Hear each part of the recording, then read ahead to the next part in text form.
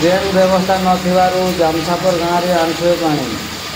सुवर्णपुर जिला ढिंका एनएसी अंतर्गत 12 number ward जामछापर गाँव में ड्रेन निर्माण पर ग्रामवासी माने बारंबार अभियोग करने सत्वे मध्य प्रशासन निरववस्था सही जहाँफल वर्तमान लगाण वर्षा होगा जो ग्रामवासी घर भीतर को आंठे लेखा पानी पशि जाइए।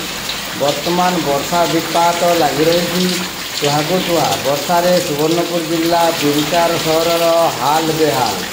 बिंका सहर 12 नंबर वार्ड जामछापर गाँव में ड्रेन निर्माण हो सांबादिक अश्विनी घर भीतर लहड़ी मारुति आंठे वर्षा पानी जो हंतसंत होती परिवार लोक केवल अश्विनी नुहति जामछापर गाँव विभिन्न घर को वर्षा पानी पशि जाऊँगी जहाँफल ग्रामवासी मध्य अनेक असंतोष देखा मिली।